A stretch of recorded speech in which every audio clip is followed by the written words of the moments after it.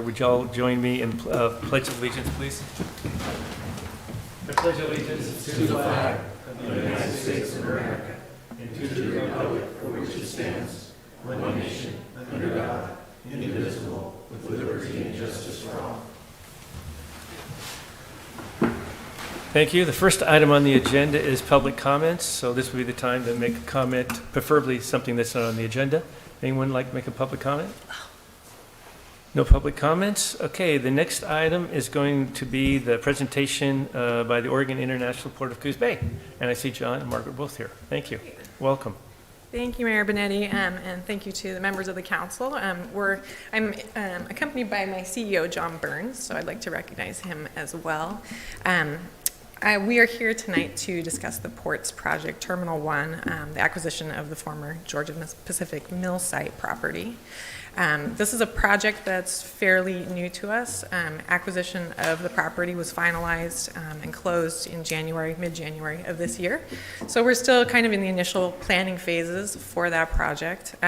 As John likes to say, we're like the dog who caught the bus, and now we get to figure out what to do with the bus. So there's a lot of exciting things that we see for that property. We've got a number of inquiries that we're currently working with, kind of in the initial phases of due diligence on both ends, between them learning about the port and what's capable at that site, and then us doing our due diligence on the other end, learning about the companies, what the total job projections would be, what the total project cost would be, timeframes, that kind of thing. So, if you can. Thank you. So I went through this just a little bit. The overarching vision for the site is really to create a multi-user, multi-purpose maritime facility that has rail service here in Coos Bay, with the intention of creating jobs here locally. I think, from our perspective, we've seen a lot of job loss in recent years through the closure of the site that we acquired, as well as the Shutter Creek facility. So our hope really is to generate an equal amount of jobs that have been lost, with family wage jobs in the manufacturing sector, transportation sectors. We're really unique as a port. Could you switch to the next slide, please? Thank you. Just kind of a backdrop in terms of why we wanted to acquire this facility. The port's been in existence for over 100 years here in Coos Bay. We are really unique for a lot of really great reasons. Our proximity to open ocean is very unique, especially for Oregon. So we have really short transit times for ship traffic. The port owning and operating the rail line is a huge asset. That's something, for industrial manufacturer type entities, that's really a necessity to have access to that. So we've got some really great aspects. In addition, we have property that can be developed into new uses. And if you look at ports all along the western seaboard, especially the larger ports, they've really kind of utilized their entire footprint. So expanding and creating new capacity in the marketplace is a real challenge for them. So that has really driven a lot of interest in Coos Bay in recent years. Right now we have two really large projects. We have the container facility, which is slated for the North Spit. This project at Terminal 1 is really more eyed for what's referred to as bulk cargoes or break bulk cargoes. Break bulk would be, non-containerized, larger things, like logs that we have here as an example of break bulk. Okay. Next. So what makes us unique also is that we have never owned a maritime terminal that we've had control over. So as we receive all of these inquiries really from around the world, different businesses that have interest in locating here in Coos Bay, our ability to facilitate that and follow our mission of economic development is really challenged because we don't have control over a site. The terminals that are currently located here in the Bay are all privately owned, and they have their own business operations. They need to retain control of their footprint so that they can further their business interests. So we receive these inquiries, we work with them, and there is a level of interest, but this will really give us the opportunity to really kind of run some of these things down that would be a good fit for the area.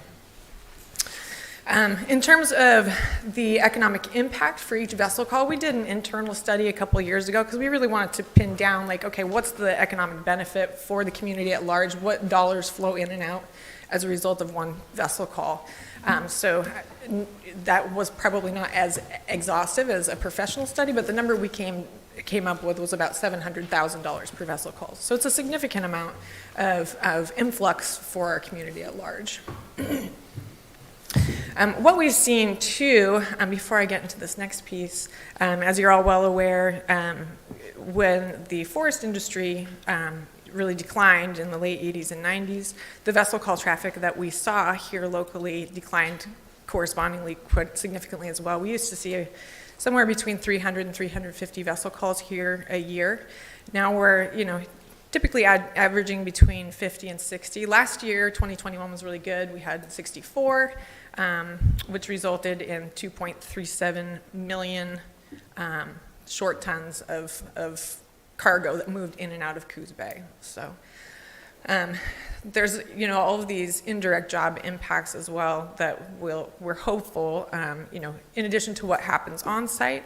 Maritime jobs pay really well, so do railroad jobs. So there's all sorts of transportation jobs associated with a project like this as well. Next slide, please. So just a little bit about the site. The property is approximately 167 acres. When we looked at it, really probably about 100 acres of that site are usable. There's some wetlands and a log pond on the back end of it, kind of on the other side of the Isthmus Blue Bridge. We're adjacent to the Federal Navigation Channel, which is huge. We're authorized to a depth of 37 feet, mean low water, throughout the navigation channel. So the site can accommodate those larger deep draft vessels that we see coming into the other terminals throughout the bay. As I mentioned, it has rail access currently. It's got about 12 car capacity on site. And when Georgia Pacific was up and functioning, they were doing about 2,000 carloads per year coming in and out of that site. So lots of really, the foundation is all there at that site. It's just going to be, making some targeted improvements and building it out depending on who the intended users will be. Next slide, please. So the planned, at least initially, what we're looking to do on site, looking to either put in what's called a loop track, which would essentially circumvent the site itself, or a ladder track system, which is a series of tracks that just, assist the rail teams in switching rail cars around so that they can be ready to either go or come. So the dock will need some improvements. We have done an engineering assessment on that. We're still waiting to hear the results back, but there are going to need to be some improvements to that infrastructure as well. Obviously, ground improvements. There are some paved areas on site. There are some areas that are not paved. There's some unevenness that will need to be addressed, as well as stormwater improvements. Next slide, please. Here's a look at the existing rail infrastructure, just to kind of give you a better sense of what's there on site now. And as I said, it will be kind of a build to suit depending on who we eventually end up engaging with as far as users of the property, what that additional rail infrastructure will look like. Next slide, please. So really just to kind of recap the project benefits, really the primary driver for us, I think, is twofold. One is, promoting economic development by being able to more effectively market our area and have control over when we have inquiries, how much we can run at them to try to attract new business to the area. I think for us, another really big driver is really diversifying our economy. I think what we've seen here, as we're all well aware, there was a big economic decline after the timber industry struggled in the late 80s and 90s. So, our focus is really to continue promoting those industries. It's still a strong and thriving industry here in our area, but figuring out how we can kind of build a patchwork of other industry and encourage that here locally as well with things that really will work well for our community, but bolster that economic base. So if one market, takes a significant decline, there's other assets here, other industries that can support a workforce. And then, as I mentioned, job creation was a huge driver for us. We saw what the impacts of some of the local closures were, and are really hopeful that we can build our workforce here and provide jobs that will support family wage lifestyle. I think that might be it. That's what I had prepared. I'm happy to welcome any questions or comments. I think really for us, while this project is so new, soliciting feedback and input at an early phase so that as we're doing our strategic planning for this site and engaging with folks, we have a clear line of sight into the sentiment of the community, what concerns there are, that kind of thing. So, Questions? That was great. thanks. Is there any way that we could get a copy of the presentation? I couldn't read some of the... Oh, yeah, it was kind of small. I was like, we'll see what we can do. Okay, thank you. Carmen? Sorry. Go ahead. Any of the focus off of the rail car or the shipping improvements to the North Spit? I know running two projects concurrently can be tricky. Yeah, can you repeat the first part of that question, does Counselor? this detract any from the focus on the North Spit? No, I do not believe it has. We've got a great group of consultants that are working in tandem with the development company that's working on the North Spit project. So, I mean, we are a relatively small crew, but we've got a really good staff and great leadership. So I have not felt that pinch as of yet. But I think, we're also committed to increasing our capacity as necessary to accommodate those needs.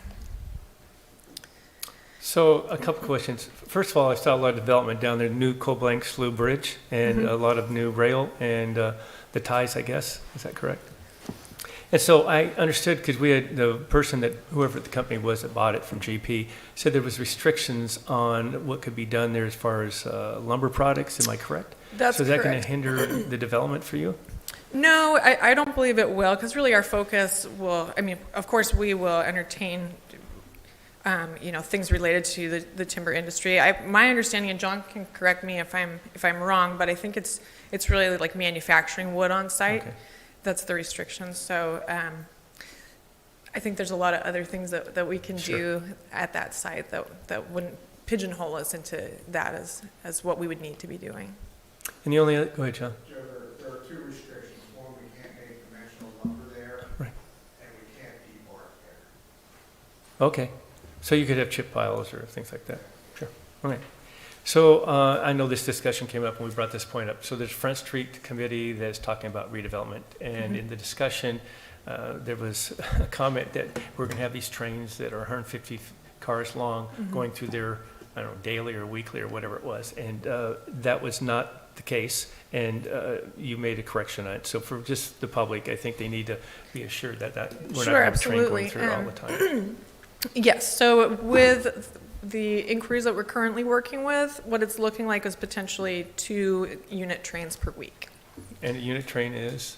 Yeah, just to, as a point of clarification, so the traffic that you see on the rail line right now is called manifest traffic, which basically means, there's various points of origin and various products carried on the train.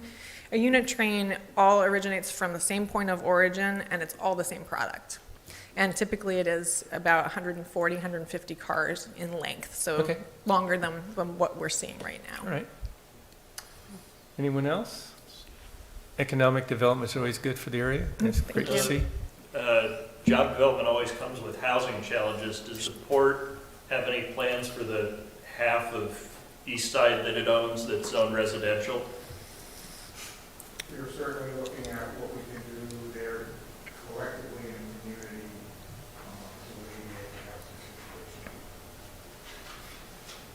Thank you. You were going to say something?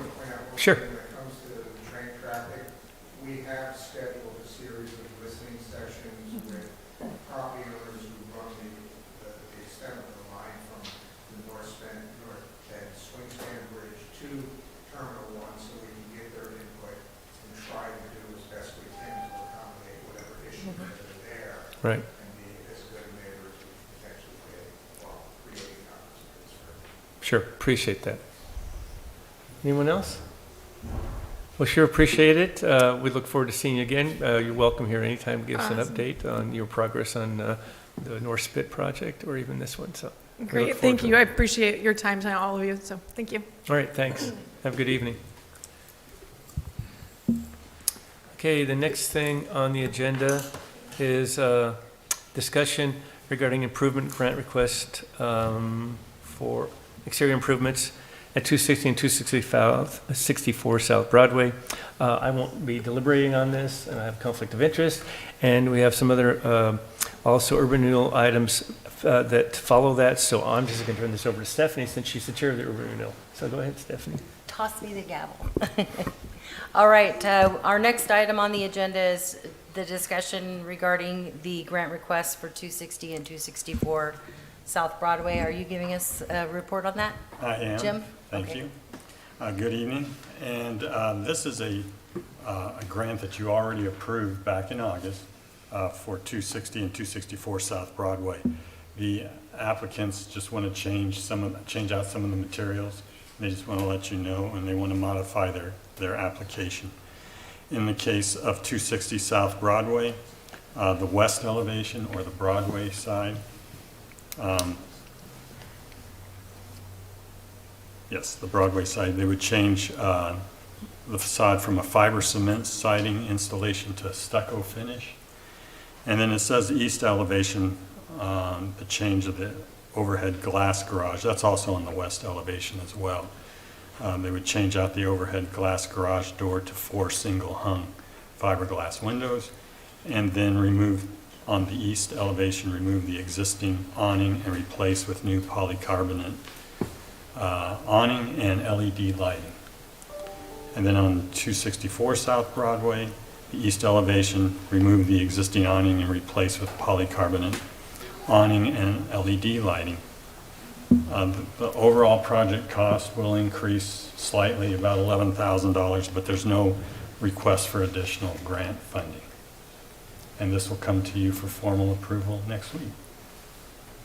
So on the timeline on this, are we looking at this project to be completed in this fiscal year, or is it possible that this one Let's see here. could bleed over into They're looking at November, completion by November. completion by November? So that would be into the next year. Which is easy for us to track, Okay, because any unspent monies you have this year, staff can go through a budget amendment for you, and that money then will be allocated into your next year. That's really not that uncommon with these type of grants. And I would just add in that for the sake of this item, the agency won't need to approve the grant again. All you need to do is give your blessing that you're okay with the change in the actual look or what they're looking at doing. Because they're not asking for anything different, just there was enough changes that we felt it was important to bring it back before the agency and design assistance team for approval. are there any other questions on that? Discussion? I think it's going to be beautiful. Carmen, did you have anything? Not at the moment. I think it's looking really good. Anyone else? I think I'm just going to add, just for the sake of appearance, even though there might be an appearance of conflict, the building here is currently owned by the mayor, but he already had a sales agreement with the renters, and that's prior before any improvements have been done to the building, which have been done, and the ones that will be done. It doesn't change the price, but for the sake of appearance, that's why he's sitting this one out. Okay. And also, rather than do this in 2 phases, because of the rules regarding our granting, it was necessary to make this change prior to, because those would have to be in existence for a period of years. That's correct. The owners did talk about doing their first phase, and then they were going to come back in a year or so, tear out part of what was just going to be paid for, and redo it, and staff reminded that wasn't possible. That we do have a grant required, that it has to be maintained for, at the very least, 5 years.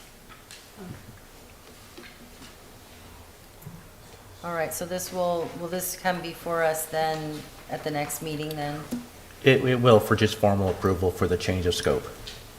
Okay. If there's no other questions, then we'll move on to the next item.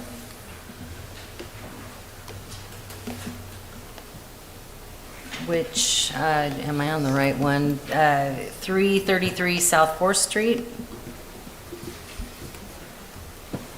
Are you also doing I'll this take one, this, Jim? Sure. Okay. Mr. Slack with HGE Architects is the applicant and requests the Urban Renewal Agency consider a $100,000 urban renewal improvement grant for 333 South 4th Street building improvements located in the downtown urban renewal area. So looking at, the work is primarily to upgrade failing systems and improving the existing vacant 3,300 square foot second floor into an acceptable modern space for tenants. It is currently unoccupied and has been for a few decades. Upgrades include entrance improvements, stair, safety and code improvements, elevator renovation and restoration, as the elevator's been unserviceable for about 30 years, ADA access, plumbing improvements, lighting upgrades, paint finishes, major HVAC upgrades to the building that was built in 1958. There is also another application that you'll be reviewing later after this one, adjacent to this building at 481, 487 Bennett. The applicant provided 2 bids, one for $568,323 and the other was for $482,823. The $100,000 grant request for eligible expenses would equate to approximately 21% of the lowest bid. The bid amounts do not include architectural fees. And the design assistance team did review the project and recommends approval of the requested grant. All right, so I will open it up for discussion, and Mr. Slack is here if we have any questions. Did you have anything that you wanted to add? Well, sure. I appreciate the opportunity. My name is Joe Slack, and I'm the owner of the building. My wife Claudia is here as well. So it's a pretty big deal for us. We want to get that space upstairs occupied and healthy. Right now, the mechanical system is defunct. Electrical systems needs to be upgraded. The elevator hasn't worked since we've been in there. We've been in there since 2016. We made a lot of improvements on the building. The downstairs looks great, but we'd like to get the upstairs squared away. It's just not healthy for a building to be vacant like that. When we did move in 2016, we re-roofed the entire building and we replaced the windows in the entire building, the upstairs windows. So it kind of looks pretty good on the outside, but the inside really needs to be revamped. And so we'd like to get some, we're creating 2 tenant spaces up there, some shared restrooms and shared break room, and so I'm kind of excited to get it going. This program, the Urban Renewal Program, that talks about renovations or eligible buildings that are looking to renovate older buildings with failing systems, kind of really fits with what we're doing, including that elevator. The elevator is a choker in terms of the cost. If it weren't for the mechanical equipment, we'd probably be half this cost, but the total cost of about $500,000, almost half of that is related to mechanicals. So anyway, we hope the city looks at it favorable. We've gotten our pricing in place, and we've started the permit process with the city, so we're kind of ready to move if this works out. So I don't know if we have any questions or not. Does anyone have any questions? Yeah, I have a question. Yeah. So is this going to be outside tenants, or are you going to utilize the space with your business? You say, are we doing anything on the outside? No, are you going to bring in outside tenants to Yeah, we will. occupy? HGE, I mean, we thought about, some of the people in our office would like to move upstairs, it's kind of got a nice view, but we kind of need to stay connected, so it'd be outside tenant, yeah. And so if you're familiar with our interior parking lot courtyard area, there's an exterior stair on the outside that comes down to the exterior of the building with parking. So we're gonna create a stoop, if you will, or a landing with some stairs and handrails, and replace that solid door with a glass door and put an awning over it, kind of make it more feel like a entry to the upstairs. And then, but you can also come into the building from where the warehouse and our office building comes together. So you can come in there too and come to the elevator. So both entries will be improved in that regard. The buildings go hand in hand, as you probably kind of figured out. So that trellis awning work is part of this project that you're looking at right now, but it's really feels like it's more part of the warehouse building. But the way the parcels are set up, it's on this particular subject parcel. I guess, did that answer your question? Yeah, two tenant spaces. There's about 1,200 square foot each of these two tenant spaces. If somebody, and we got to be, we have to be pretty discerning on who's moving in, and we're keeping our fingers crossed that folks are going to want to get in there. But somebody could rent the entire floor. I don't know yet. We don't have anybody ready to move in. The other building improvements, that was done by your architect firm, or did that take urban renewal funds as well? The outside improvements that you did when you moved in you said 2016? Yeah, no, that was Okay. Yeah. It looks great. What's that? It looks great. Oh, thank you very much. Yeah, we're really pleased. We were up on Park for a long, long time. We moved down there, and we're really happy to be down on 4th Street. It's really handy for our clients as well as contractors and people that work there as well. So Roger knows that building. He's been there a lot. So, and the city's been really helpful getting through this. We worked with a couple different planners. I'm kind of wringing my hands over how to go about this, and so the city's been really helpful with the whole process. Drew, any questions? No, I'll be quiet on this one. Carmen, did you have any questions? Not at the moment. Just looking over the plans, and things look really really nice. The Slacks have done a great job with renovating the existing, or their currently occupied office building, and the existing warehouse.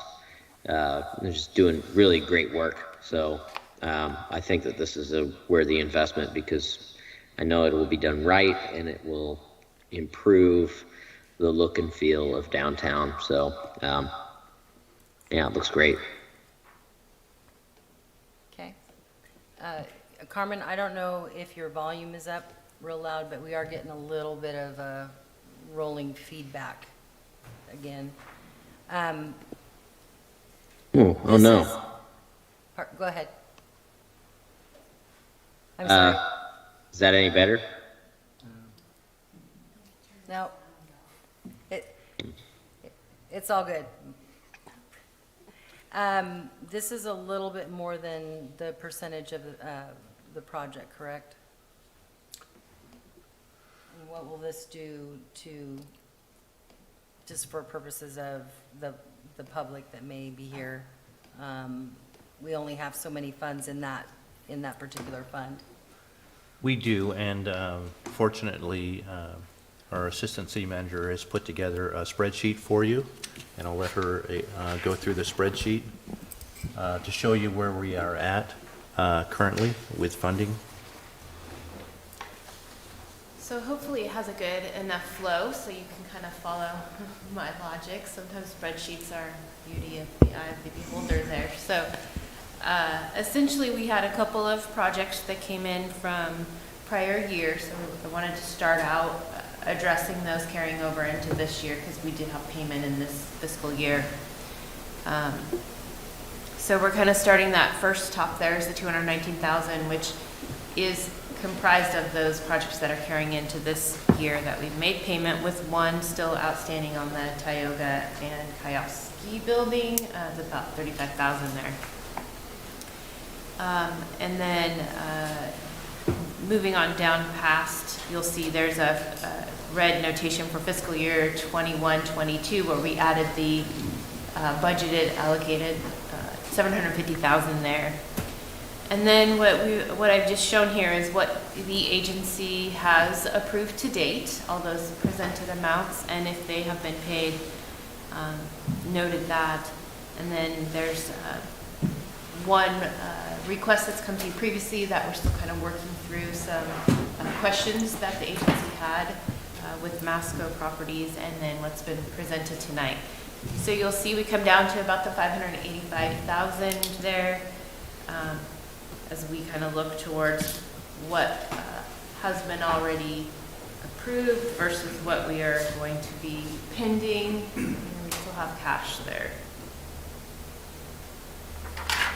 So Nicole, we're at 159 if Masto is properties, right? Is that what you said? 159 if what's been presented tonight and Right. Masco as it was requested without any amendments. So Masto, though, we've reached out to them numerous have. times, right? We have reached out to them, And nothing. and we haven't got a response back. My plan was to send them one more request and then consider their project withdrawn. Right, so I don't know if this should be in that category because it hasn't been to Correct. this point. And the only other thing is that we had some questions on that I guess the project and the cost that were presented to us, so could be less. Okay. And we haven't heard back on that request for information either. On their, the questions on the construction. Well, I requested to have a meeting with both them and their architect representative, and I haven't got a response back, and it's been, I think we're heading to 2.5 weeks. Okay. Okay. So that leaves us 159,000 going in if Masto was given the grant, I guess, at this cost. And then we're going to budget 250,000 next year. Well, 750,000, if I understand correctly. 500,000 are you suggesting to be appropriated towards Front Street, and that would leave another 250,000 available for the Coos Bay downtown area. Correct. City limits, plus the 159, then, right? Okay. So if it's not spent, then it carries over? That would be correct. That would be in keeping with our past practice. Are there any other questions? No, I mean, I think it's a good project. You know, I mean, I'm always concerned about leaving enough dollars for other projects, but, you know, it's got some traction too, and so it's nice to see people take advantage of something that's available to them.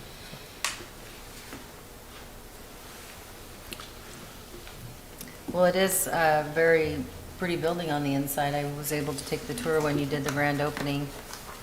And I think we looked, you took me upstairs and I looked upstairs as well, so got a sneak peek. We brought up to that similar level of finishes. Right. All right. Any other discussion, questions, comments? All right. Then we will take a look at the Bristol properties, which is next door. And Jim, are you going to give a report on that? Sure. All right. Mr. Slack is requesting $17,154 for a grant for the improvements to the Bristol building. Located in the downtown urban renewal area, the proposed improvements include replacing the siding on the south wall, replacing a damaged roof beam on the south wall, and replacing overhead sectional doors at the entrance. The applicant provided a single bid for the eligible elements of the project totaling just over $34,300. And 50% of the project cost is $17,154. And note that architectural fees are not included in the eligible cost total. The design assistance team reviewed the project and recommends the grant approval. I should probably note that HGE did provide the architectural work on this, but they chose for optics not to include that for the council. I didn't think he thought about going to another firm, but in addition, this project. Time to do the work, though. Yeah. In addition, though, in addition to the project that's talked to, they're also doing a major repair to the roof, which is not included in the request, and that's being covered by the owners of the building. All right. Did you have anything to add, Joe? Yeah, this one was kind of done, was completed sooner than the other one, but we did end up with two bids. The total project cost is around $80,000 on the low bid, and the next one was $159,000. So getting bids, as some of you probably know, it's a chore, and so kind of beg and borrow to get folks to look at stuff these days. But we do have the two bids, and I thought it was going to be more, but that awning trellis that I talked about earlier, that's really on the HGE parcel, so we pulled that out just so we wouldn't get sideways in terms of that whole process. So we're if you probably noticed the tarps, so this is that wall. That wall is what's going to get rebuilt. That thing's leaked since we've had it. Kind of really minor, but it's kind of gotten a little bit more problematic. And you know, boats these days, we do the boat and trailer storage in the winter, and boats these days are pretty valuable pieces, and so we got to fix it. And so we're re-roofing that end and then repairing that wall. It's a stucco wall that we need to, it's been leaking behind the stucco. If any of you have stucco building, you know what I'm talking about. You don't really know about it until you kind of look behind it. So that takes care of that, and then there's some structural damage as well, but there's not a big chunk of it that's eligible. So that's what Jim alluded, that $16,000 or $17,000 number, but it would really help. So we appreciate the consideration. Okay. Any questions? Comments? Carmen? Anything? I'm going to try to fix my sound, sorry. All right. Am I tossing it back to you? Oh, I don't care. Sure, I'll take it back. So Claudia, you staying busy over there with your events with the Bristol? I mean, I see things posted. Yeah. This year, probably it's a good thing, because we've got some work we have to do, but yeah, I have about 8 events. Great. Nice site. Nice. Well, thanks. All right, so let's go on you. to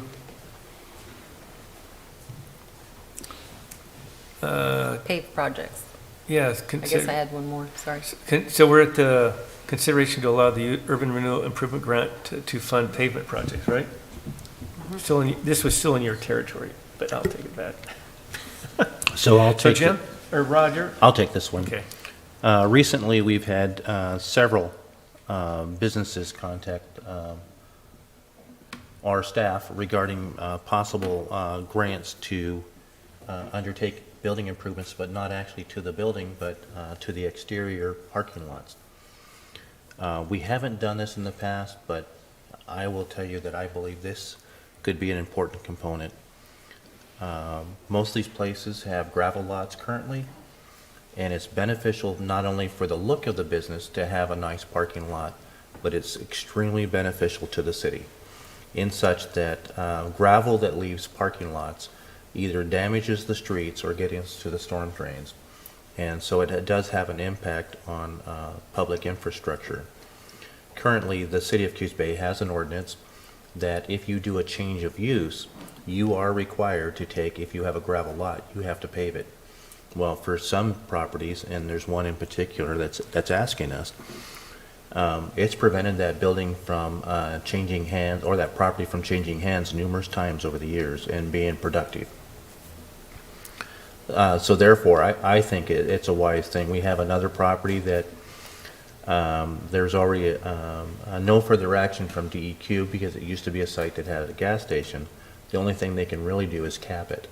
Well, it would look better because it's along 101 if it was capped with a nice asphalt, and it does increase the value of the property, which is, of course, beneficial to the agency because that's where some of that funding comes from. But I think on a case-by-case basis, it might be wise to consider that, subject to available funding, to participate at some level in paving projects. But before we went on, we just wanted to get the pulse of the agency. Comments, anyone? So are you wanting to actually add that to the business improvement program? Yes. Because it already says other improvements as determined by the agency meeting the program intent. So if we're going on a case-to-case basis. then I that's think right. you could under the current wording, but we just had so many ask about the same time. We thought, maybe we better check. Is there any concern that this is going to eat up the funds rather quickly? I don't know if it will or not. These grant applications ebb and flow. You've obviously done a lot more over the last few years, but it also takes buy-in from the property owners to expend funds. One of these will be on Front Street, another's on 101. Trying to remember where the other two. One's on Lockhart. Actually, two of them are, there's 3 on 101. 2 are Front Street related businesses. You know, I'm not opposed to, we've expanded this quite a bit. I think it was 2 years ago. Is that correct? We expanded this, and then this would do. The only thing I'm concerned about is making sure that the funds are available for other projects. So are we limited to the 750 if we run into an issue that we feel a project's coming down? I mean, do we have the funds to expand that line item? Well, what limits you is your other projects and your debt service. Right. So you have your basic costs are, you have debt service for past projects or loans that we've taken out. You have agency management. Then you have any key projects that you're undertaking. And then balance can be put into those projects. So, but I know that with the Coos Bay Village coming online, that this next year or is it the following year that we'll see a bump in the agency funding? Is that correct? We should start seeing some in this next budget year. Okay. And with some other projects that potentially will keep increasing. So I just was wondering if there'd be some flexibility if something came down. So it's just going to depend where we're at the time then, right? Will Coos Bay Village come on this part of it come on this year? Well, it's likely already started Okay. because as those buildings get finished, they're going to be added, to the tax rolls. So I don't know if we'll see a huge bump where you can tell that because I think they're getting added as, the county can get them as, when a sale happens, that's going to start that process. So, so most of them, I think to date have been sold. Those buildings have been sold. So we might see a bump, but I think we're going to see kind of just. So it won't be until November for this tax year probably, right? Okay. All right, questions, anyone? Comments? I probably have more of a comment than anything. I see the value in this because I do have a lot at my business that has gravel and pavement, and we don't drive on the gravel because it's behind a building. However, my front tires do. So I see the damage that it causes to asphalt just from that movement of backing up. So I can't imagine a business that does this on a regular, has a lot of people coming and going, what it can mean for, saving our roads. I am concerned though, when we just looked at 3 projects, and there's a significant investment that's being made by those property owners where the funding that comes from urban renewal really can make a huge difference in whether those projects are going to move forward. And if we eat up a lot of it on pavement projects, then I get concerned that we won't have the kind of development that we need those funding for, where we're going to see huge differences. So that would just be my comment. And we already know that fund is getting used. I mean, look at from 2016, how that program has expanded and we've, made changes to it that have created more opportunities for property owners to make those investments in their properties. And it makes a difference. I hear all the time from people that say, we love what you're doing over there at the city of Coos Bay. I've been gone, I've come back, I can tell a difference. So I just don't want to limit that fund because we're putting it into asphalt, but at the same time, I do see the value. How's that for fence sitting? Well, I think to clarify, and you're right, I think there's a balance, but you know, I mean, all, the gravel itself would definitely help the city if that's eliminated. I mean, just the operation, this, clean the streets, the sewer, everything else. But we have the flexibility, we don't have to grant this. I mean, there, we have the flexibility, you know, it says HVAC in here, but we don't have to do it. It says sprinkler systems, but you know, in some cases it made a difference, like with the old Boogie Bank building, you know, by having some interior things, he was able to get those facility up the stairs done.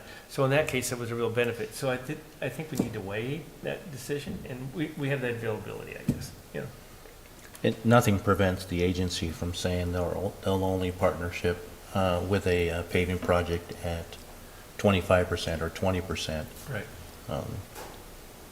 I think one of the things that's probably important for us to consider as well is when we look at a paving project, our perspective on cost may be based on what we're seeing when we're taking care of our roads. But one of the differences will be our roads are being engineered for very heavy traffic. We're reinstalling road beds, and Jim may correct me on it, but I'm pretty sure the parking lots paving doesn't require the 6 feet of depth and all that good stuff. That's correct. So it'll be cheaper than what we're thinking of when we're looking at the cost of roads to throw asphalt on the gravel.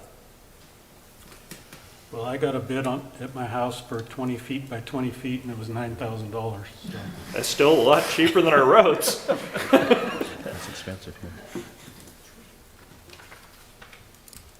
But even if you take half of that and you take a bunch of projects, it adds up quickly. I just hope that we can expand this financially. That's what I'm looking at. I mean, you know, I think what we've done and we've accomplished is going to expand this fund. You know, Coos Bay Village, I know we put an investment in there, but it's going to come back many times over, and then we can use those dollars for other projects and keep expanding it. So I think we're on the right track and we're doing the right things. So running out of money for this fund might be a good thing. I don't know. We'll see.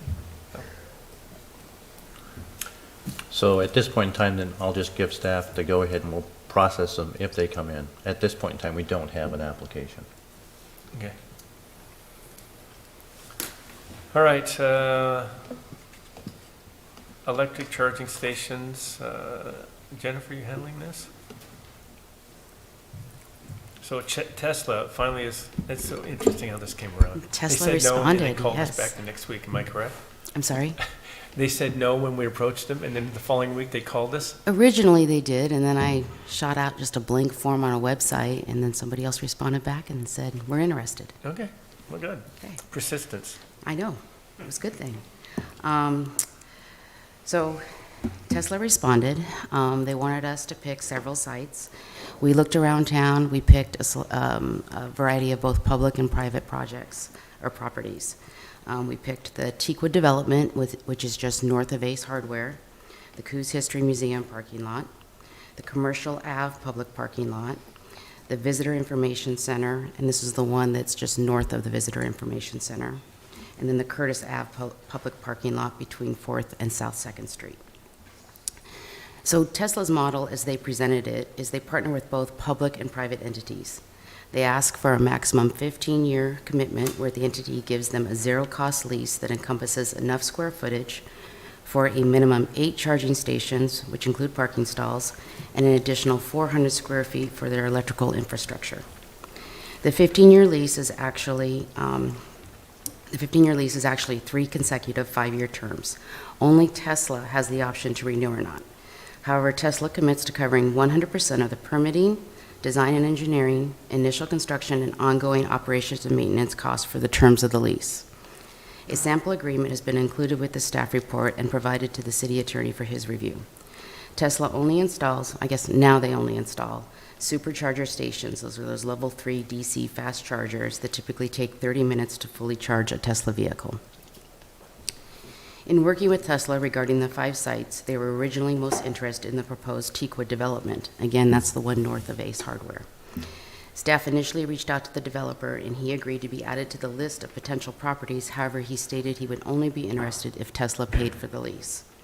Tesla responded that that would not be an option.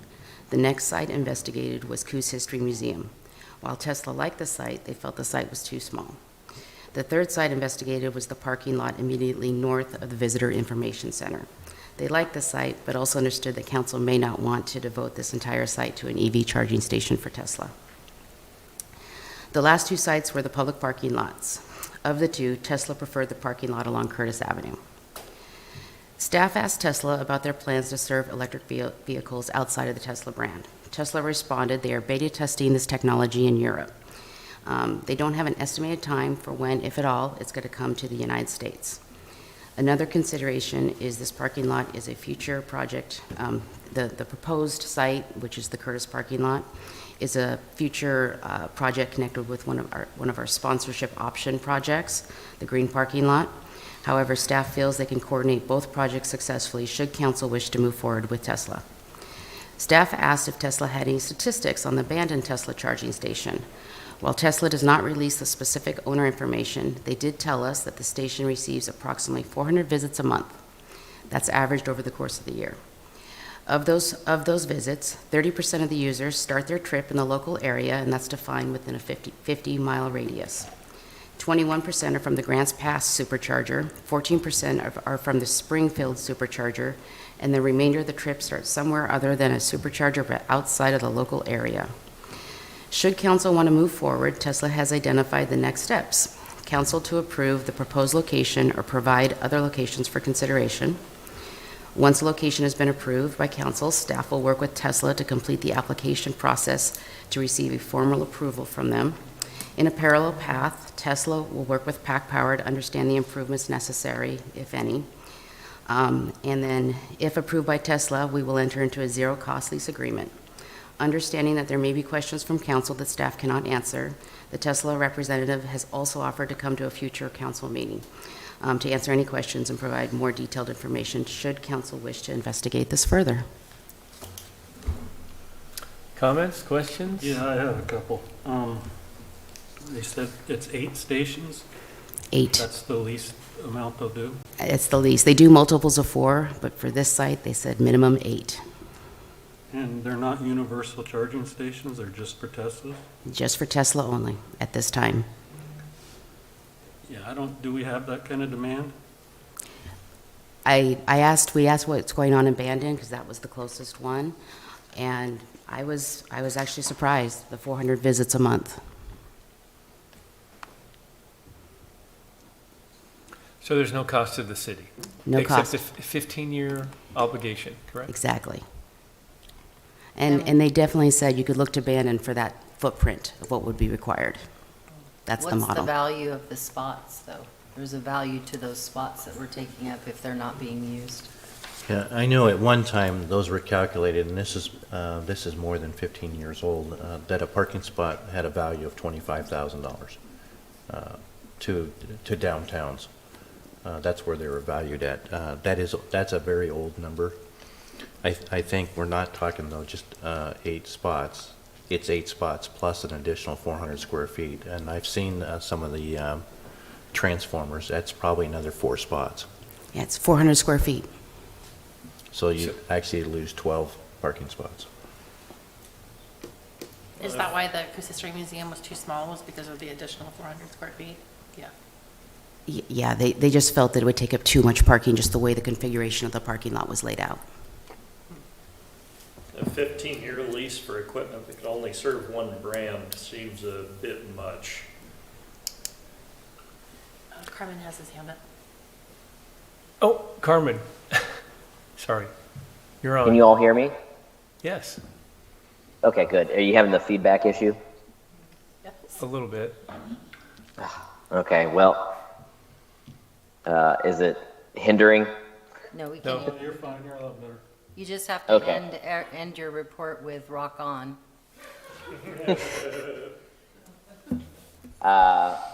Well, since we have a charging station next to our business, I will just kind of weigh in on the benefits of having a charging station. It is, in my opinion, extremely important to continue to invest in these charging stations up and down along the coast. Currently, Coos Bay really does not have very many charging stations and no Tesla stations. I think that is putting us behind in terms of a visitation spot along the coast. If you travel to California at any point in time, there's a lot of Teslas on the road down there. I think it's only moving north as we move through time. I realize that since this is a proprietary brand of charging modules, that can seem a little daunting, but the way I see it is we're going to need lots of charging stations. And Tesla is just part of the mix. So if there's a potential parking lot that works, that has enough space capacity-wise to handle the demand from Tesla, I think it makes a lot of sense. Rock on. Thank you. You know, I personally believe that we should move forward with this. I mean, it's a way of the future, and it's something that's going to be happening we're going to want. And I know that we need to do the electric charging station also, multi-use, and that needs to be addressed. Is Greg Drobut going to do it with his projects down the road? I understand that he's looked into them. Is that right or not?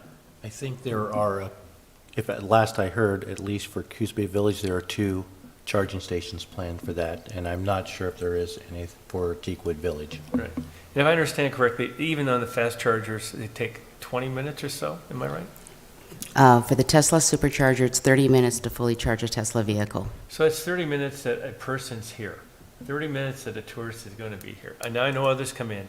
The other thing is the call center, how active is it now? We're in the back there. I know the business is still active. I believe they've changed their business model a bit, and some of their employees do work from home. So we don't have, I mean, I don't see the impact back there that there used to be. Am I That's right? correct. So that's one of the sites, right, behind the Coney Station in that area of the Pedway? Is that what they were? They really like that site, but they also said they want to work with council. So we So- just threw out 5 sites. So I know, I would, you know, I know that the Visitors Information Center parking is important, I guess, or really highly used.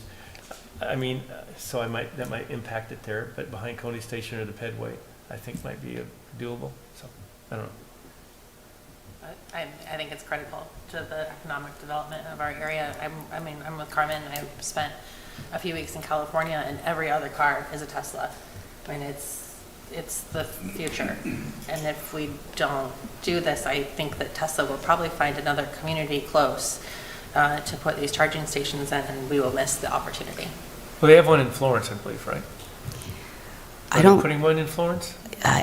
Yeah, I asked about that, and it's not 100% approved, for lack of a better phrase.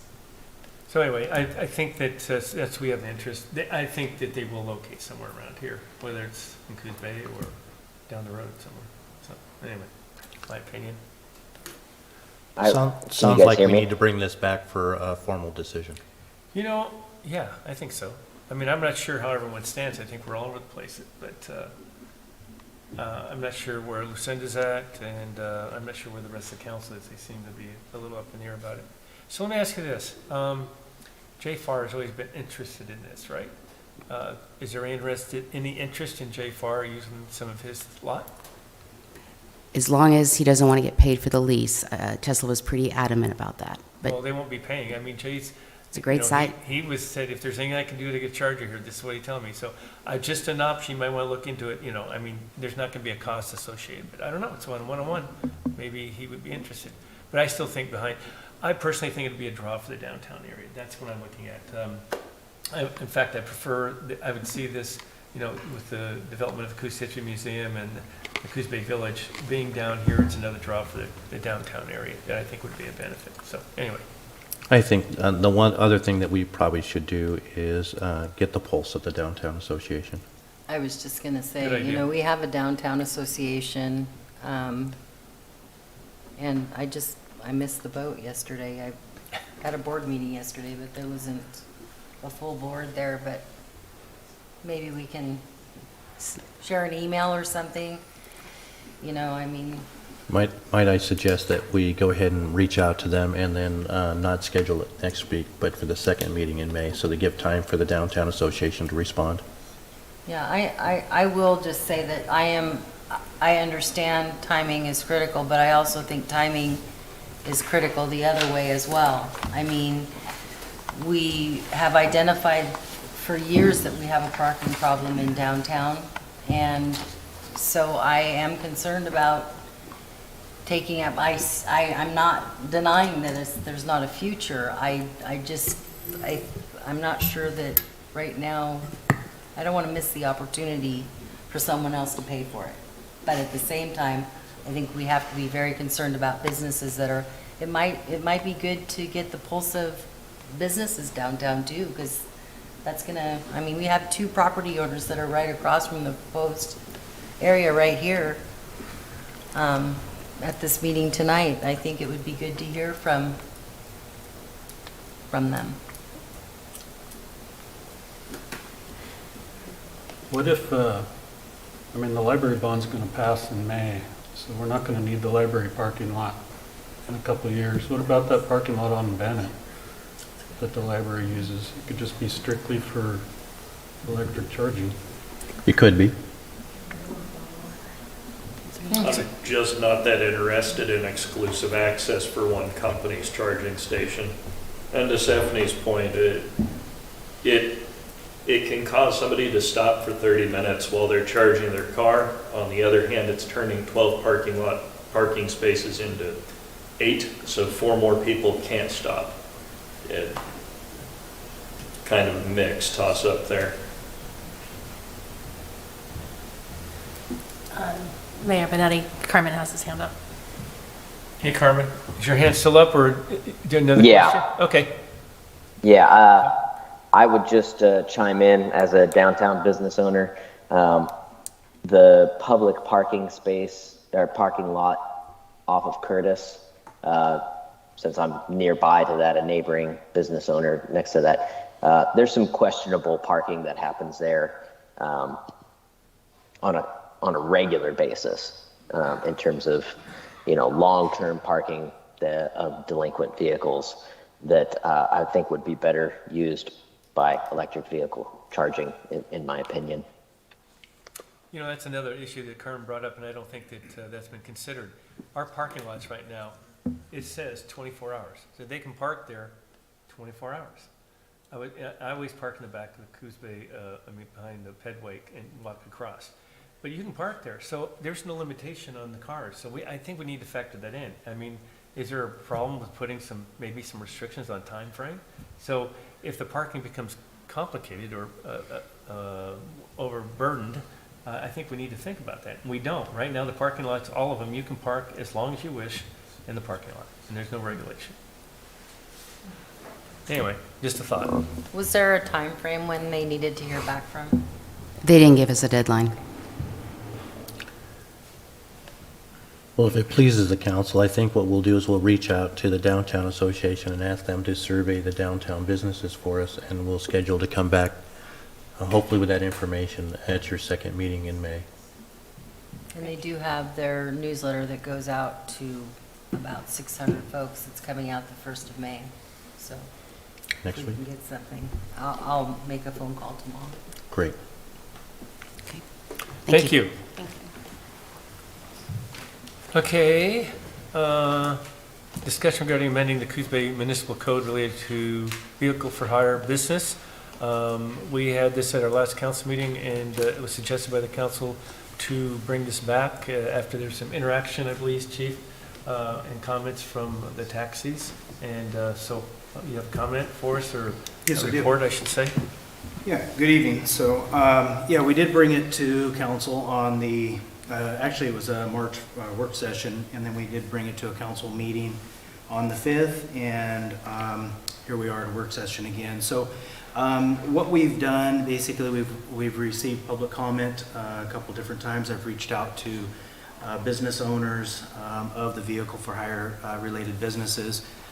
Received some input. I also received an email from one of the business owners. I think he's here tonight. May have some additional comments he wants to bring. But I took in consideration, I also reached out to another city, looked at their vehicle for hire ordinance, that was Ashland. Ashland uses a very similar ordinance from Medford, which is similar to the Roseburg one, in which we modeled ours off of, as well as Bend. And so when I looked at all those, I think we're really, really close to being kind of a somewhat of a uniform ordinance across the state. I did make a few suggested language changes in the most recent draft that you have. And I think that these are reasonable suggestions. These are some of the suggestions that was given to us the night of the council meeting, as well as when I looked at like Ashland's ordinance. I did realize that they had some additional regulations in there that might make our ordinance even better. So I'll just point out just a couple of the changes. Other than that, I think you guys have seen it multiple times. But you know, there was some concerns about pre-employment drug screening and also having a vehicle that would be transporting public around, have it inspected to make sure that it is you know, safe. And I believe those are fairly decent suggestions. We put that in the front under the business license. So basically it would be up to that business owner to bring in a completed pre-employment drug screen on all their drivers and show that they were negative, and that's within a 24-hour submission of that business license. Provide a vehicle inspection from an ASE certified auto mechanic shop, just showing the vehicles that they intend to use and that they are safe and sound. And then provide a background. We've already mentioned the background, a couple of different sections in here. Subsection, or section 5 under subsection C talks about the backgrounds, but we would require them to either provide a background by a third-party company, or they could request that service being done through the city of Coos Bay, and obviously that would come over to the police department. I think we've already spoke to that in section 5, but it just kind of spells it all out under section 4 under the business license. So the business owner would know what's required out of them. They would present these documents before they were able to be issued a business license. When we're moving in, there was some confusion or question on what is that business license. It is a calendar year. It is a calendar year. I just put language in there to clear that up. It's also kind of reiterated in section 10. It does talk about the time frame of a business license. So I think we covered that point. We were talking about records management. There was some concerns about, well, was that just for certain vehicle for hire businesses? I think it just cleaned it up by just putting all vehicle for hire businesses are required to have records and maintain those records. And that way, if the city did start receiving complaints or concerns, and they did do an audit, which we're allowed to do 2 times a year under this ordinance, they would be able to request those said records to verify that they are in compliance with the ordinance. There was concerns about requiring the company to have a zero tolerance policy. That's already in here. It's actually under subsection 7, subsection E and F. That is already a requirement. And again, if the city received complaints or concerns under that audit process, we could verify that they have a zero tolerance policy in place. The one thing that we added to each one of those sections E and F, that I think is fairly reasonable, would be if they had a driver that violated their drug policy and or was found to be under the influence, impaired, they suspended them under their policy, that they made notification to the city of Coos Bay. And I think that's reasonable that they make that notification, so we know that that driver is not eligible anymore based off of the violation of that policy. So we added that. It says then the city of Coos Bay must be notified of the suspension within 48 hours. Again, that was also in the Ashland ordinance. And then there was concerns about smoking. I looked up the smoking laws, and as long as You had obviously a passenger that did not object to smoking. There's not any laws that I could figure or determine that would prevent a driver or the passenger from smoking in a vehicle if they chose. Obviously, that would be up to the individual driver and that passenger. So, then there was just a little correction on the ORS in Chapter 34 on the last page. But it would be staff's recommendation if you guys are in agreement with the suggested or recommended language changes that we bring it back on the May 17th council meeting, and that'll give us enough time to post this for public notice, and if it pleases the council to adopt the ordinance. Questions? So are there places to get these vehicles inspected? I mean, I think you can take it to any of the mechanic shops and Okay. they can do an inspection. you just have to give it, it's just a random inspection that it's a safe. Yeah, they have correct me if I'm wrong, but it's like a 21 point inspection. They go through, they work off a checklist, they check their brakes, they make sure that, the steering's working correctly and whatnot. But, and there are ASE certified mechanics in our area to do that. So this, I just guess my question, Chief, it's not a specific form that we're going to ask them to get filled out and have checked. No, we just would be- leave that up to the Okay. mechanic shop. Again, they would have to provide that inspection sheet and, the things listed in that section 4 under the business license. And so the drug testing, they come in and show that they've passed a drug test for that one time when they get the business license, and that's it. It would be up to the person applying for that business license, the owner, to show that their drivers, or if it's that person, they're going to drive for themselves, they would have to show that they have went through a pre-employment drug screen. Yes. How often? At the renewal of their business license. Once So a year. annually then? Yes. Okay. Related to smoking in the car, I think in Oregon, they're not allowed to smoke with children in the car either. That's correct.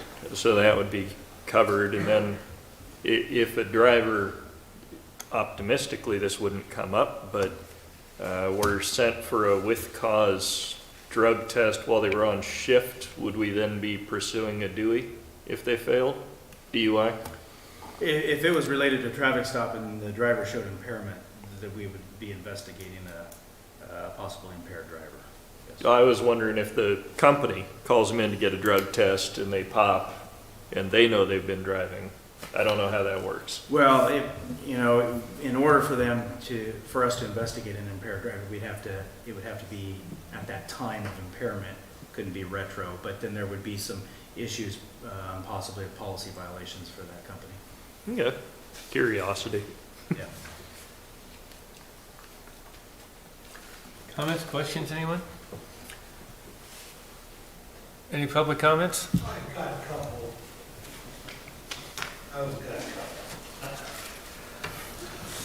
So one thing I did ask, thank you. One thing I did ask is that the vehicles were also licensed. And so the reason why the ASC certified inspections would give a license to that vehicle. And I asked if we can have that posted or put in the vehicle so passengers can see that that vehicle was inspected, it is safe to drive, the passenger. I didn't see that in. Of course, I just got this evening. I didn't see it in here. So it's one thing I'm, requesting. I didn't put an individual vehicle in. I listed it that the vehicle, the owner that's applying for that license would list the vehicles they're going to use for that said business, and those vehicles would have that inspection.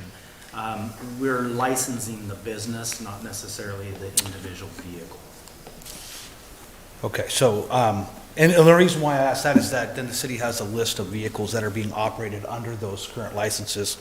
And we're moving targets. We've got, you can see what our cabs are, but we don't know what other vehicles are out there and if they have been. And there's times where a vehicle will go down and you'll need a different vehicle to drive. And that's the only reason why I asked if we could just do that. If you're going to use a different vehicle for the same services, you just go get it inspected, you bring it to the city. City has seen it, they give you a license to operate your business with that vehicle. So that's the only other recommendation I have on that. And then it doesn't state in here too, submitting the results of drug screens to the city. If you have an investigation, my recommendation is that the company that has investigated this, they issue the city the results of that drug screen. I'm not exactly sure if that could be done under HIPAA laws. I don't know if they could actually provide us with that drug screen of that particular driver. They may be able to indicate to us, as noted in the ordinance, that they would have to notify of that suspension or that policy violation, but I don't believe they can But provide us with that. would it be fair to the city to just know the outcome of the investigation? I mean. Well, we would know that suspend they're them for 2 suspended. weeks. Why? You know, just pretty much, you know, if they were suspended, they were probably popped for a hot UA. I don't have a problem submitting UAs that we do for our drivers, whether it's a call-in from a concerned citizen or randoms or our pre-employments. You know, Is that something that you currently do? we Or currently, you submit those to the city? we don't currently submit them because the city doesn't require them to be submitted.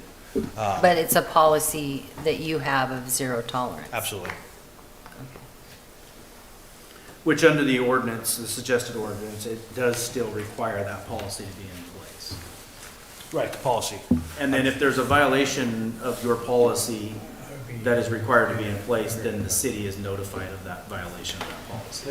Would that include the results of the urine analysis or?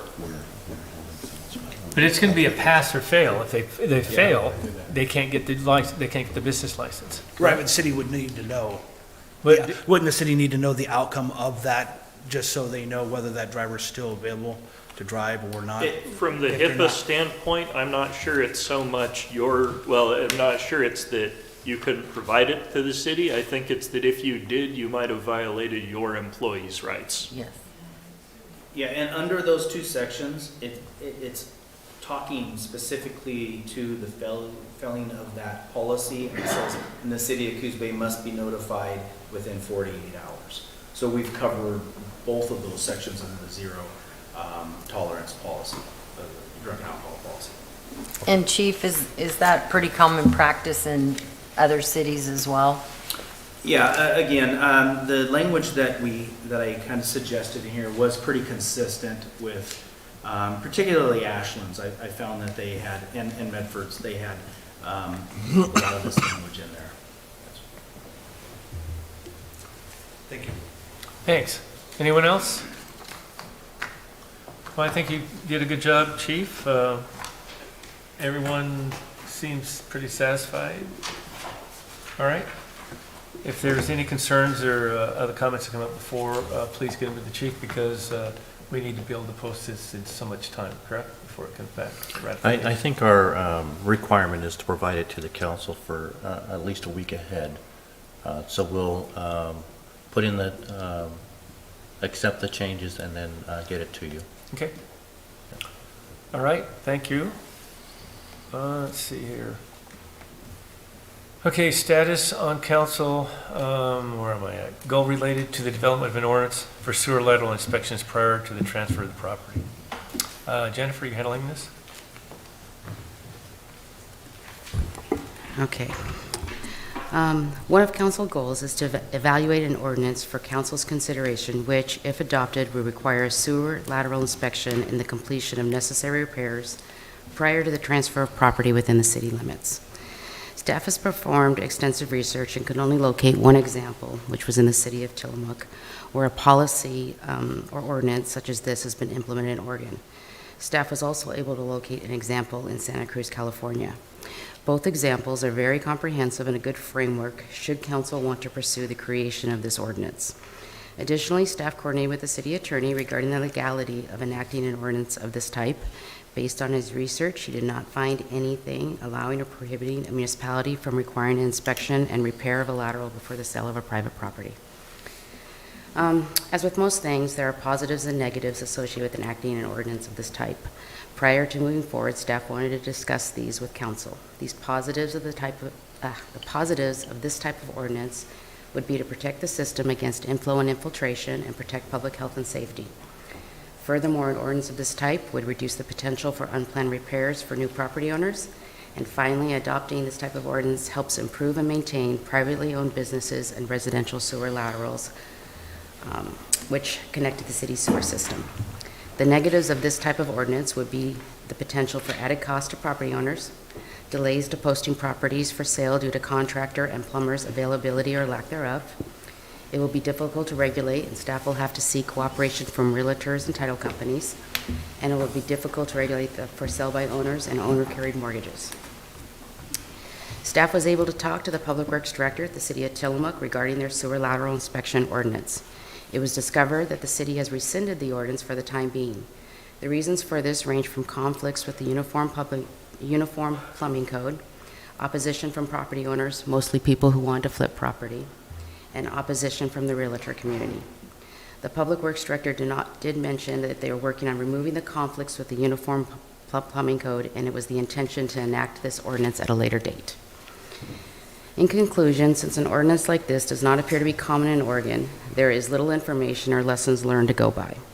At the same time, the city has a vested interest in the health and safety of the public as a whole, and making sure that the sewer laterals are in good shape at the time of the sale of property would seem to be a legitimate method to accomplish this goal. Prior to moving forward, staff wanted to present the information learned to date and confirm this was still a desired goal by council. Comments on this? I know it's it's interesting come that- up, so anyway, I think Phil's the one that brought it up at one time. Yeah, it's interesting that you couldn't find a lot of examples of this anywhere else. I think we Is there a have reason for that? we have an issue with housing and making it harder for someone to purchase a home. That's going to be part of the cost of a home if somebody is trying to sell something. I understand the positives of it, but I think we have a telltale sign that this creates a difficulty that may be something that we just can't afford to do right now. Do you know who pays for it, the inspection? The buyer or the seller? It could be either way. Santa Cruz, it's the seller that the onus is first put on, but he can have an agreement with the buyer at the time of sale to do it, and they have 90 days to complete, should you want to go down that path. Just depends how the policy and ordinance is written. So it's after they've already accepted an offer? It's first written that the seller does it first, but the seller has the option to push that onto the buyer, but they have to disclose it when the house goes up for sale. So it could be either way, if you want to frame it that way. Because if the buyer's paying for it, I mean, in this day and age, there's multiple buyers on every property, so it wouldn't be fair for the first buyer to pay for this inspection and the other buyer's getting the results.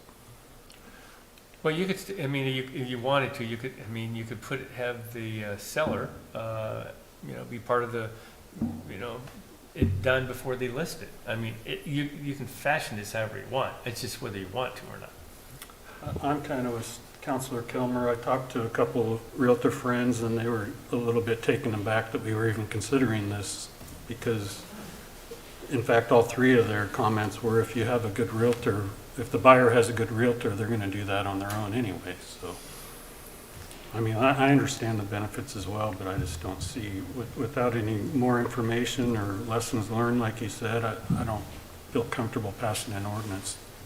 We recommend it to people coming in, looking at potential properties as well, at a staff level.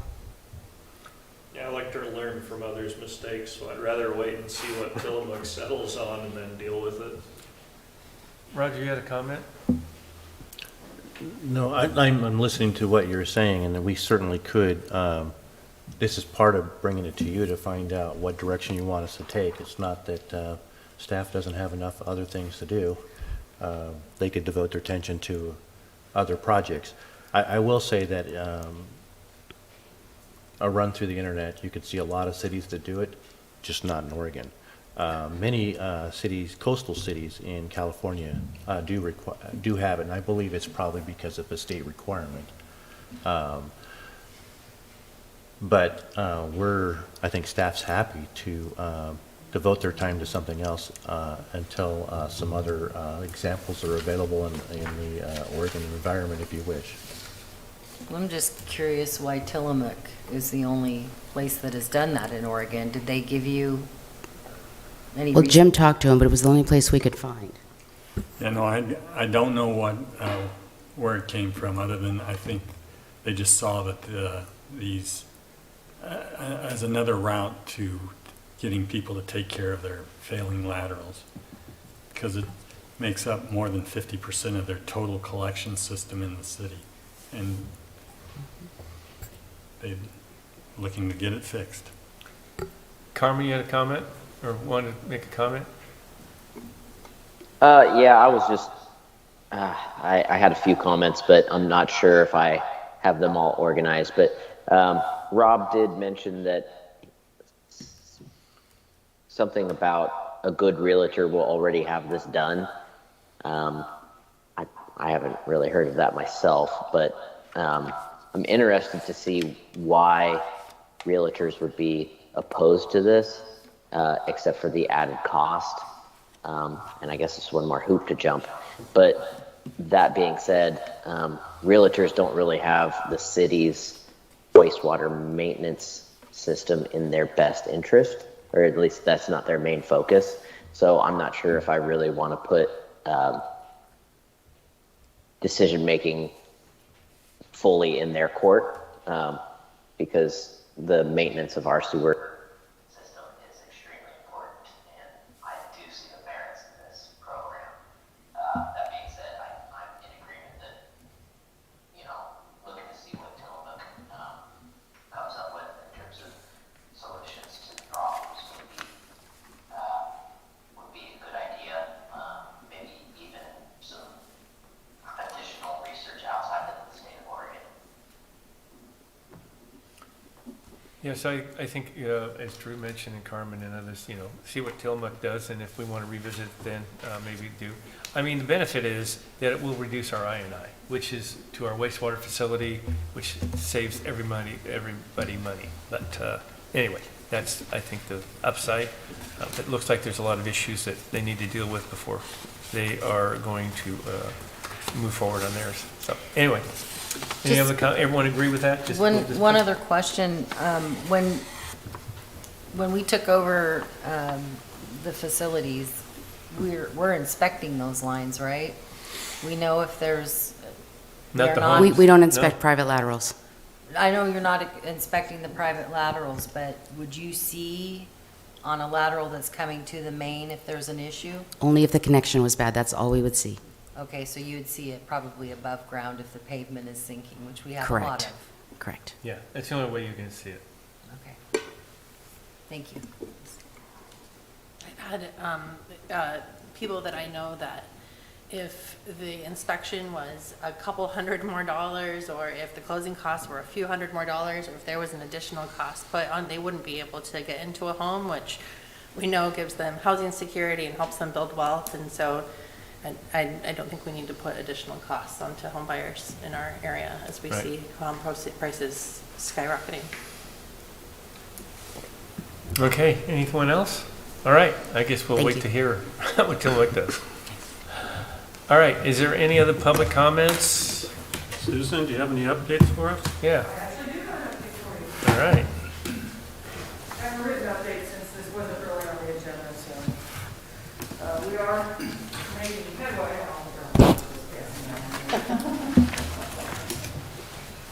We have been walking the streets every weekend, phone banking during the week, and unfortunately we have not contacted nearly the number of voters that we would like to have contacted, but I will say that every contact we have has been an interesting experience. We've changed an awful lot of minds in having those conversations. And a great deal of it is just, folks have a lack of information about how we got to the site, what the real costs are.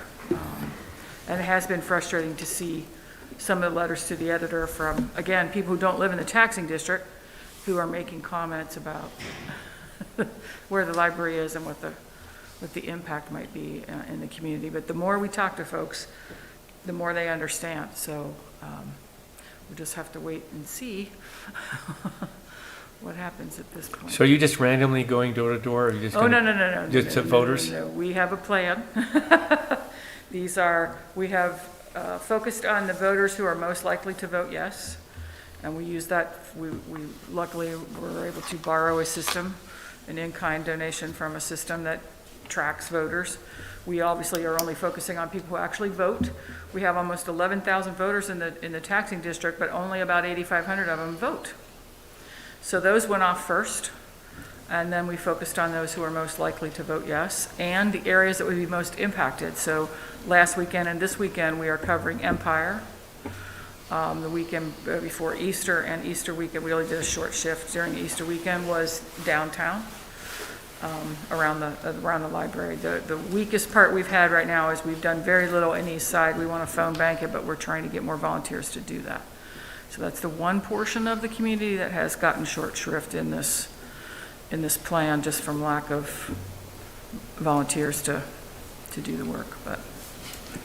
So, I don't know, it's curious how you know that they're going to vote or be in favor of it, but then you stated also that you changed a lot of people's minds. So obviously you ran into some no voters. We ran into or some no's, we maybe you're ran on the into a lot of fence. maybes. We're running into a lot of, I don't have enough information. Okay, I don't like, they have one thing, I don't like this.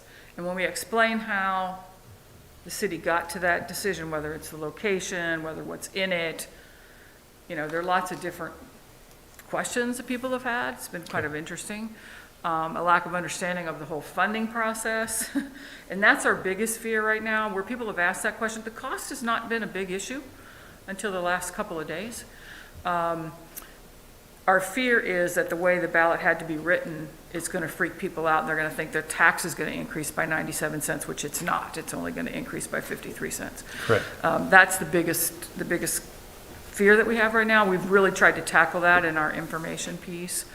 But it has been interesting. So our first weekend out, everybody was really taken by the fact that it would withstand a tsunami, and we were out of the inundation zone and the safety issue. And then we hit another area of town, and that's not their concern. Their concern is something else. So it's just a learning curve. But everybody's questions have been different. And yes, there have been some no's. You see the numbers there. Okay. A lot of it is emotional. And Well- I have to say, for us, all of us working on this project wanted the building downtown, right? From 10 years ago, when we first started looking at expanding the library that discovered the problem in the first place, we wanted it downtown. It took us a while to understand that wasn't going to happen. We're asking voters to make that leap in a relatively short period of time, when for folks who've lived here for a while, their emotion is they want it where it is. What's been interesting is that families with children and those folks who've moved in the community in the last few years, they don't care. They want an existing quality library with the programs they're used to. Right. They want it safe, they want it out of the inundation zone, and they want to know that the programs that they want are going to be available.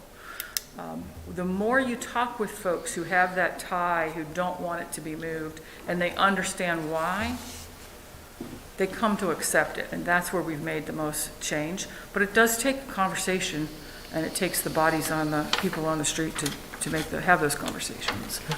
So, but you can see the numbers there. We will be doing stuff this week. We have a lot of projects going on this week and next week if anyone wants to join us. Looks All like the you're information is doing- on there. Looks like you're doing a lot of the Empire area coming up. This last weekend and this weekend, we focused on Empire. They are the folks who have the most to gain in some sense, that they've been left out of a lot of projects in the past, and they feel like they're not part of the city, and we thought maybe that would be a good place to try to pick up a lot of votes, because, and it has been an interesting reaction. We've had a couple of really strong no's this weekend, surprisingly, but many people, we targeted the area that are right around Toppets Park, so they have the pathway right into the park, and they're excited. They were happy that it was going to be there. So it's been an interesting experience. So did Oh, you we've get, got the Family Fun Festival at the park this weekend. Maybe that will be an opportunity for some of us that are there to talk with folks as well. Is the library participating in that? The Kids Hope Center? event this weekend? Well, the library probably is, but the library can't talk about this. This is all volunteer efforts. Like, the library staff can talk about the specifics of the building project only. They can't speak to pro or con of the bond or encourage people to vote. It might behoove us to take some yard signs down and some information pieces down to have them, if we can get some folks to go down there. It's running about- 10 to 2, and it starts at 9 o'clock with a run.